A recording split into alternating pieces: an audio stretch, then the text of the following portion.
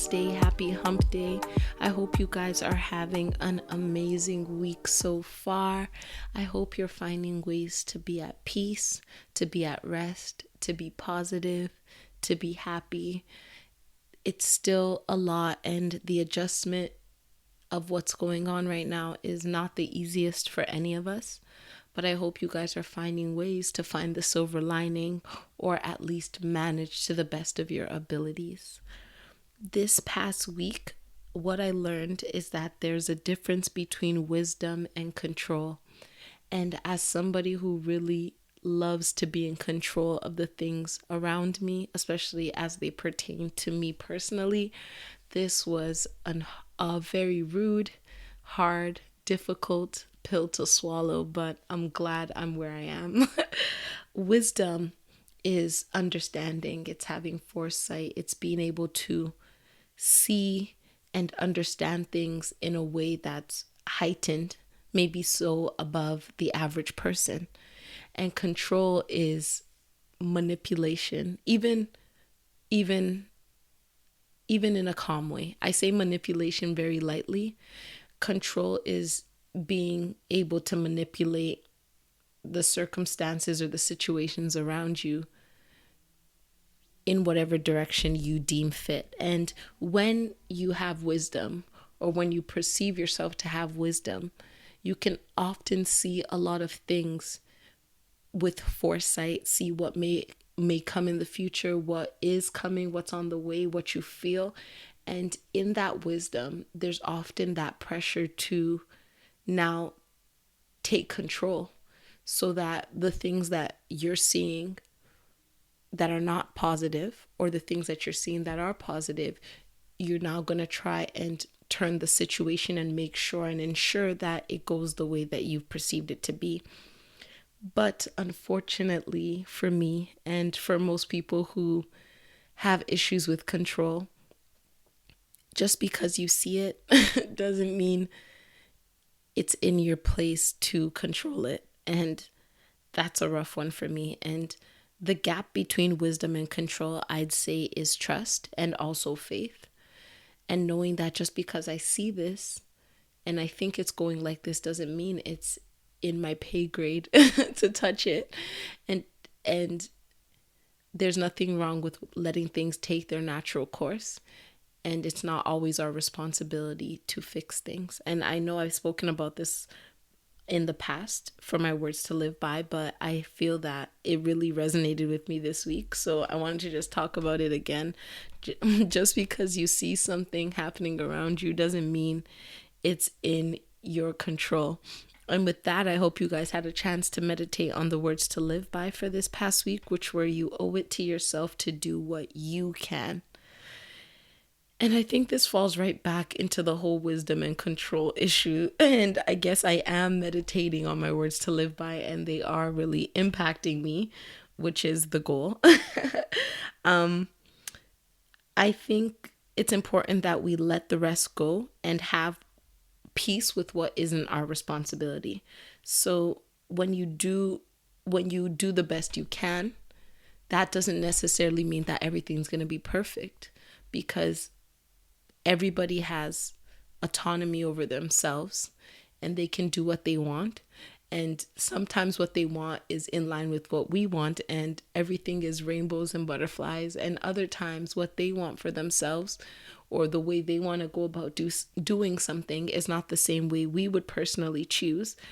And in those moments where there's that separation and that deviation, it's up to us to be okay. And this is hard for control freaks like myself. But it's important to understand what our responsibility is and what our pay grade is. And if something is above our pay grade, we need to just be able to let it go and not touch it, and not do and have peace in knowing that we've done what we can and the rest is not in our hands. Because if you're someone like me, when things are not in your hands, you still try to find ways to put them in your hands so that you can mold and shape them into what you think is best for yourself and also best for the people around you. But unfortunately, that's not the power we wield.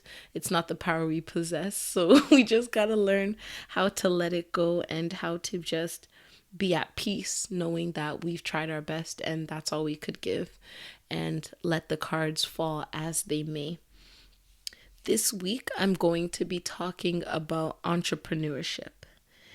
With everything that's going on in society right now, a lot of uncertainty, a lot of fear, discomfort, the norm has been flipped on its head and people are unsure of what the future holds. Whereas before, they could at least make some deductions or some assumptions of what it would be. And right now, with all of this going on, I've seen a lot of ignorance. I think that's the best word to use, from a micro community within the entrepreneurial world that is really out here telling people that, you see, that's why you should be your own boss. You see, if you were your own boss, you wouldn't be struggling right now. The man doesn't like you. These jobs you work for, blah, blah, blah, blah, blah, blah, blah. Just a lot of arrogance in the fact that these people believe that they had taken the right choice for themselves and that everybody who hasn't is now losing. And it's kind of a look at you, you suck kind of situation. And I think this is an extremely, extremely dangerous and ill-advised rhetoric. Entrepreneurship can be very positive, very fulfilling, very rewarding. But with that being said, it's not necessarily for everyone. And to use your space of privilege, which is what I'll call it, especially in a time like this where things are unsure, especially when you have your situation and your job in the hands of others, from a place of privilege, to look down on people and blame them for not doing what you're doing, to make them feel bad about a situation that already seems difficult and out of control. It's very ill-advised and it's disgusting. Like, quite frankly, I think it's disgusting. And to be absolutely honest, this might be a hard truth. Not everybody is meant to be self-employed. I think most people know this. And when you're hearing these people talk and there's this insecurity right now and there's this vulnerability and there's this fear, and then you have somebody in your ear leading you to believe that if you had gone the path of self-employment, you'd be better off and you wouldn't be screwed. That's not necessarily the case. And because of all of the unsurety in society right now, hearing those voices, it becomes much more difficult to decipher whether they're the truth or not. And to be honest, self-employment is not always easy or glamorous. I can tell you guys from personal experience, and a lot of what we see online is the results after years of failed attempts, years of zero income, years of struggling, and they come out and people show you the wonders and the things they can buy and the money they've made.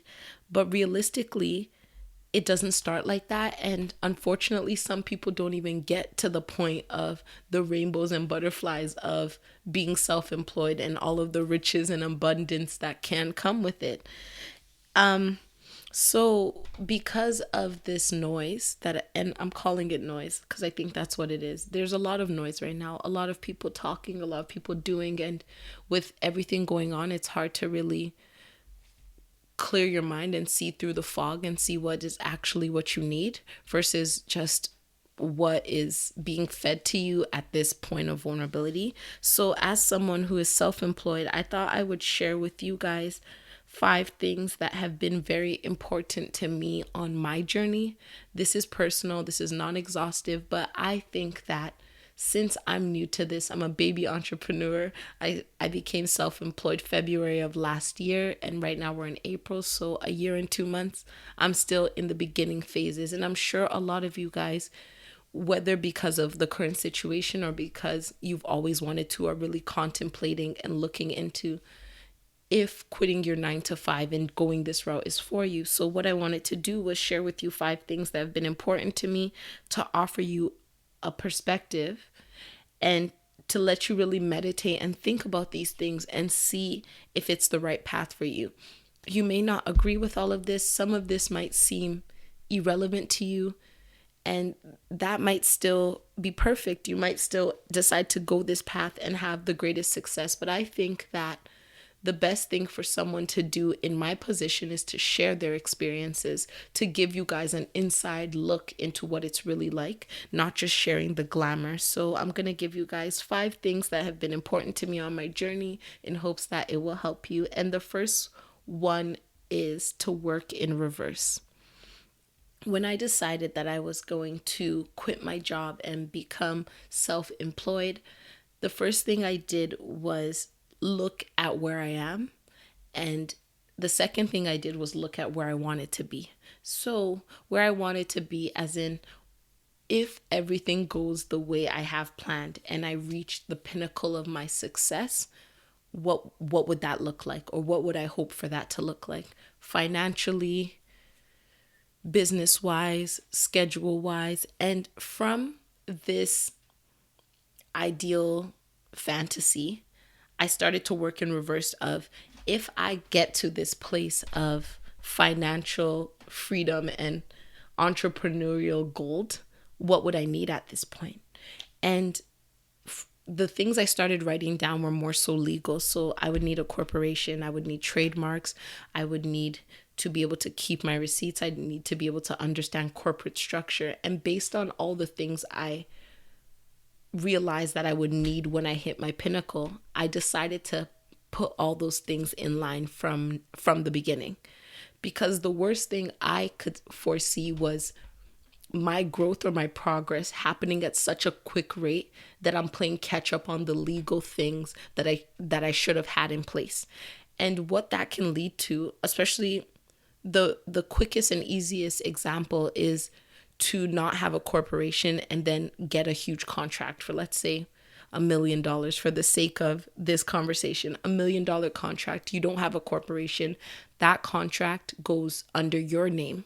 So you get a check for $1 million and it's under your name. So it's now considered your personal income. And the next thing you know, tax season comes around and you owe the government half. If you live in Canada, you owe them half of that money. Whereas if you already had a corporation in place, that money would be, the check would be written to your corporation and you could pay yourself a salary, and the corporate taxes and the whole structure of small businesses is much more favorable than having all that money in your name as a personal income. So I sat back and I thought about all the things I'd need, and I got them done right away. Before I even told anyone about my business, actually, I was incorporated before. As I was writing my book, before I even let it be known, I already copyrighted my book title, all of these things. I started working in reverse. So my advice would be to look at what you want to become and see what you need to do now. And the preparation of these things takes a while. Incorporating in Canada didn't take me too long, but even just figuring out and doing the research and understanding what it now means to be incorporated, understanding what you can write off, these are important things to know. And you don't want to get into a situation where you end up shooting yourself in the foot, having to pay a bunch of tax, messing up on something, being audited 5 years down the line because of something you did wrong in year one, because you weren't actually even prepared as much as you were for your growth. I'm sure most of the people who are listening to this and want to be self-employed, you don't want to be self-employed to not make a good living. You don't want to be the goal of self-employment is not to suffer. It's not to make less than what you were making at your corporate job and have no financial freedom. The goal is financial freedom. The goal is employment freedom, being your own boss. So if you want to get to that level, the wisest thing to do would be to prepare yourself, because for some people that level might take 5 years, and for some people they might catch a lucky break and it takes 5 months. So if you know that's where you want to get to, it's wise to just do whatever you can in your power to prepare yourself now, so that when you get there, you're comfortable. You're not playing catch up. You're not running around finding lawyers, holding checks, telling them to reissue it in another name, and just doing a bunch of messy and unprofessional stuff. The second thing that has been very important to me on my journey was the ability to go deaf. And this might seem dramatic, and it it varies in its it varies in the degree to which you need to go deaf. And I think that especially in the early stages of starting a business and going about this entrepreneurial thing, it's important to go deaf, not just to bad news and bad input, but also to good input. And that might sound ridiculous, but let me explain to you guys. When you step out of what is known and what is comfortable and what's the status quo, there are a lot of voices. There are voices of encouragement. There are voices of fear. There's voices of fear coded in love. And one thing that you really need to have is the self-determination and the willpower to do this. If you don't have that, it's going to be very hard to make it through, especially in the other tips that I'm going to be telling you right after this. So the reason why I say go deaf to the bad is because it's discouraging. Like, I don't know how else to put it. It's absolutely discouraging, especially when you're in seed form and you're starting something. It sucks when you tell someone something in excitement and they shroud your optimism and your joy in a cloud of negativity, a cloud of their own fears that they're trying to impose on you. And that can really have us feeling like, oh, I didn't even think of it like that. And then before you know it, they've planted a weed of fear. And you know how weeds grow? They grow wild. One weed in a garden, if you don't pluck that with the quickness, the whole garden will be filled. And that's what our dreams are, especially at their infant stages. And on the other hand, going deaf to the good and positive is also an important part, because it's a blessing to have people around you, first of all, who will encourage you and tell you to continue on your path and do what you're doing. But if you're so motivated by the external validation that once it stops, you're not able to push, that's also a problem. Yes, there are people on our team, there are our cheerleaders who will be there and who will tell us what we need to hear and encourage us. But there are times where those people are quiet, and it's not necessarily because they're not proud of you anymore, but life moves on. They're doing their own thing. They're doing what they need to do, and they don't necessarily always have a chance to be sitting in your bleachers cheering the loudest. And what happens at those points, if you are dependent on these people to keep you going, their lack of attention or their lack of cheering you on and encouragement can have you stopping just as quickly as somebody who you hold in high regard telling you something negative and discouraging you. So for that reason, especially in the beginning, you have to have the ability to go deaf. Take what you will, take the positive from the negative, and take the negative from the positive, and stand firmly in yourself, so that when the noise fades and when these people don't come around the way they used to, it's not going to stop you from doing what you're doing, because you truly believe in it, irrespective of what other people are saying. And that's what's going to keep you going at those times. As you continue to grow, though, of course, take on whatever you can handle, but by then you have your roots set in, right? And people are also seeing the fruits of your labor, and they're having more confidence in what you're doing. So hearing and taking in that stuff, it's not even going to mean as much to you. You're going to appreciate it, of course, but it's not going to be the catalyst that moves you or delays you, which is why I say you need to go deaf at first, because you don't want to be pulled and pushed by external factors, because when it's out of your favor, it's really unfortunate, because a lot of people stop because people stop asking them how they're doing, and you don't want to be that person. The third thing that has been important to me on my journey has been bracing yourself for turbulence. And this just goes back into the fact that entrepreneurship is not always glamorous. It's not cute. It's not smooth.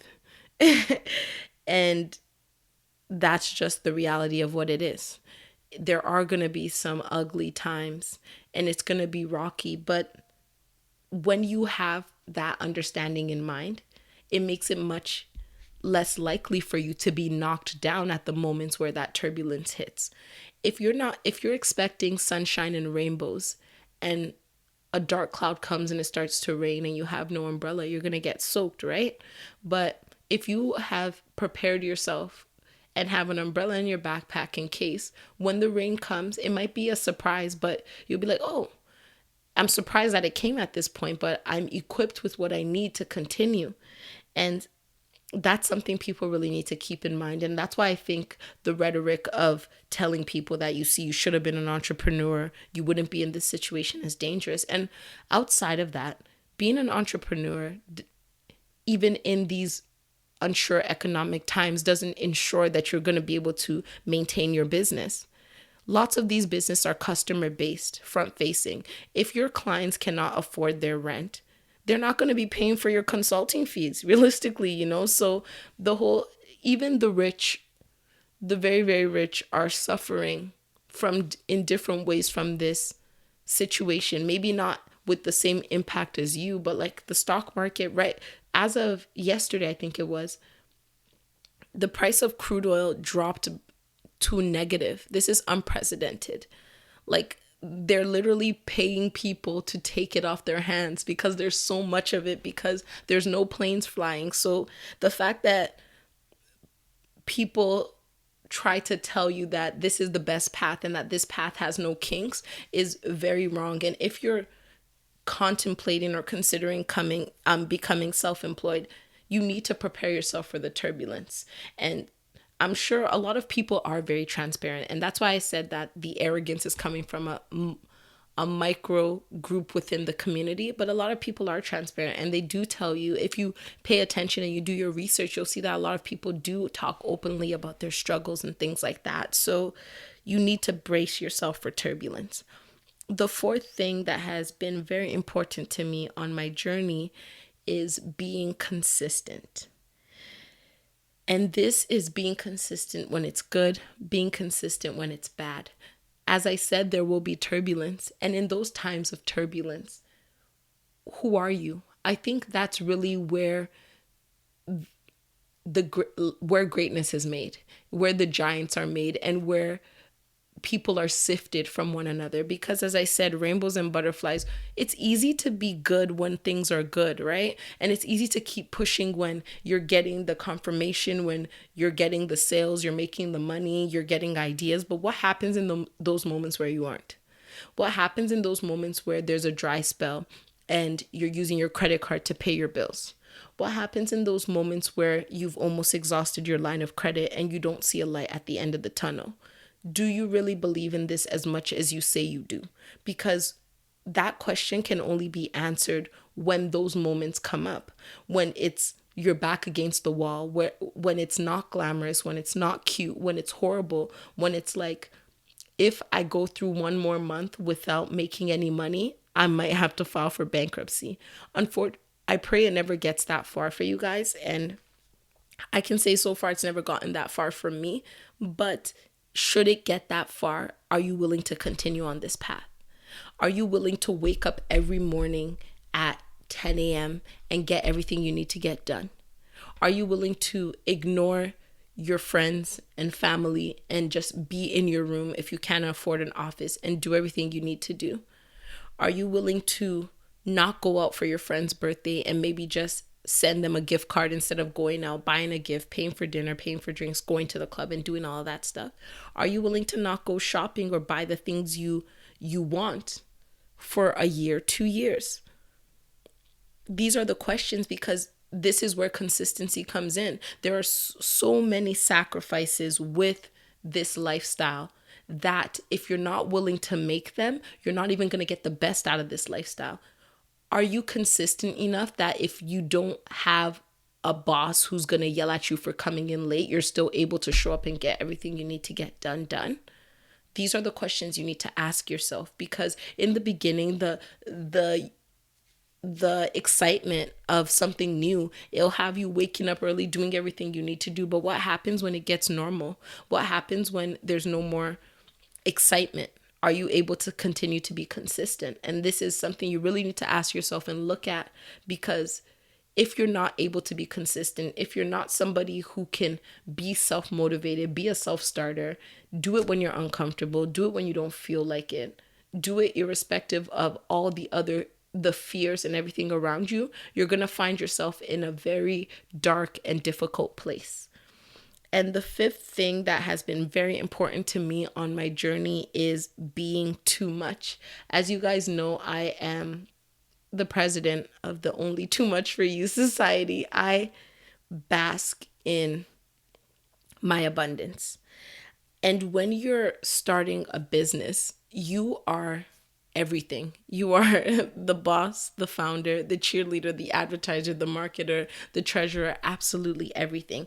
And when everything is literally in your hands, when you are your business and every single department is run from your one body, you need to be unapologetic.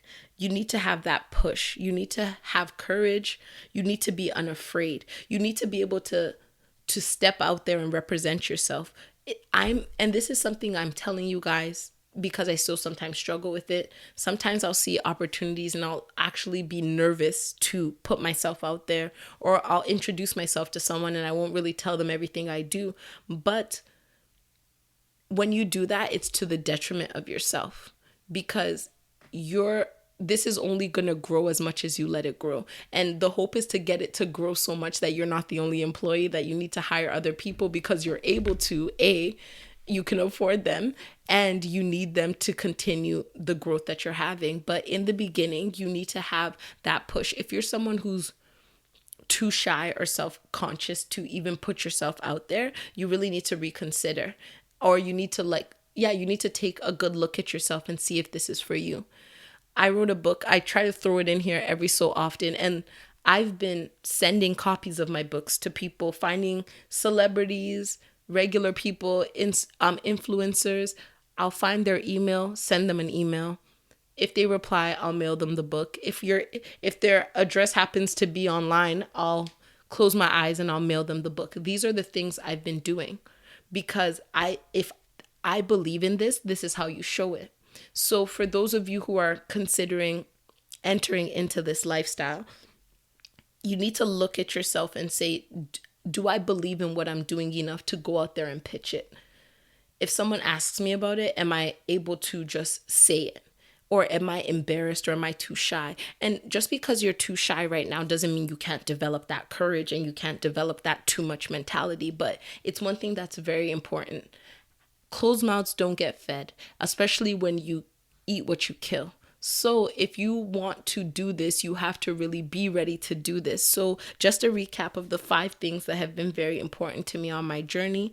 Number 1 is I worked in reverse. Number 2 is go deaf. Number 3, brace yourself for turbulence. 4, be consistent. 5, be too much. I really hope this puts things in perspective for you guys and helps you along your journey and gives you a few things to consider. There is so much more, and these are based on who I am and what I've seen in the past year and some. And other people may have a bunch of completely different things on their list of what is most important to them. But I can only help you from where I'm at. And I really do hope that it's beneficial and helpful to you. And with that, I'll get right into the words to live by for this week, which are tune into what feels right. And I think this is so important. We need to quiet down the noise. Because the noise, the fastness, the busyness, the information overload, the fear, the insecurity, all of those things drown out our own voice. And when our own voice is so quiet and it can't be heard, we're missing out on what makes us who we are.